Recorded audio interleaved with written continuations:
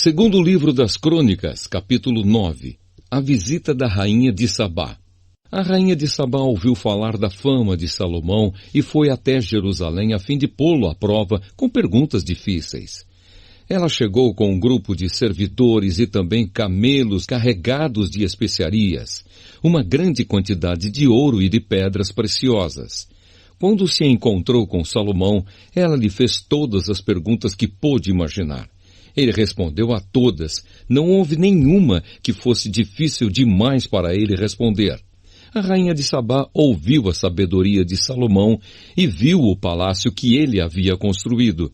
Ela viu a comida que era servida na mesa dele, viu os apartamentos dos seus altos funcionários, a organização do pessoal que trabalhava no palácio e os uniformes que eles usavam.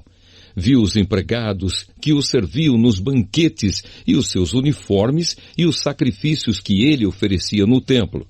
Isso tudo a deixou de boca aberta e muito admirada. Então ela disse ao rei Salomão: tudo aquilo que eu ouvi no meu país a respeito de você e da sua sabedoria é de fato verdade. Porém, eu não pude acreditar até que vim e vi com os meus próprios olhos. Acontece que não tinham me contado nem a metade da sua sabedoria. Ela vai muito além daquilo que ouvi dizer. Que sorte tem estes seus servidores, que estão sempre ao seu lado e têm o privilégio de ouvir os seus sábios provérbios. Bendito seja o Senhor seu Deus, que ficou tão contente com você, que o tornou rei de Israel para governar em nome dele.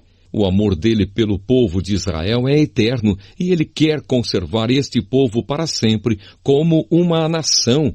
E por isso ele o fez rei de Israel para que você possa manter a lei e a justiça. Ela entregou ao rei os presentes que havia trazido, mais de 4.000 quilos de ouro e uma grande quantidade de especiarias e de pedras preciosas. Nunca houve especiarias tão finas como as que a rainha de Sabá deu ao rei Salomão.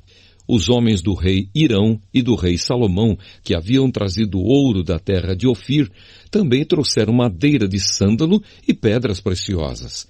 Salomão usou a madeira para fazer degraus para o templo e para o palácio, e também fez harpas e liras para os músicos.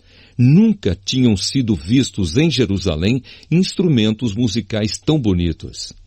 O rei Salomão deu à rainha de Sabá tudo o que ela quis e pediu, além dos presentes que lhe deu em troca dos presentes que ela havia trazido para ele. Então a rainha e os seus servidores voltaram para Sabá, a sua terra. As riquezas de Salomão.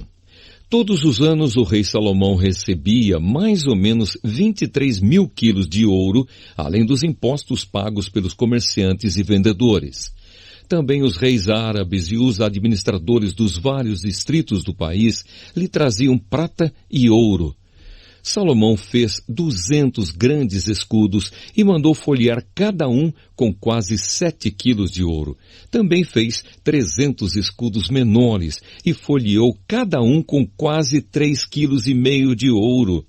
Ele mandou colocar todos esses escudos no salão da floresta do Líbano. Salomão também mandou fazer um grande trono revestido de marfim e de ouro puro. O trono tinha 6 degraus, e ligado ao trono havia um estrado revestido de ouro. O trono tinha 2 braços, e no lado de cada braço havia a figura de um leão. Havia também a figura de um leão nas pontas de cada degrau, isto é, havia 12 leões ao todo. Nunca tinha sido feito em qualquer outro reino um trono como este. Todas as taças que o rei Salomão usava para beber eram de ouro, e todos os objetos do salão da floresta do Líbano eram de ouro puro. No tempo de Salomão, a prata era considerada sem valor. Salomão tinha uma frota de navios que viajava até a Espanha junto com a frota do rei Hirão. Cada 3 anos a sua frota voltava trazendo ouro, prata, marfim, macacos e micos.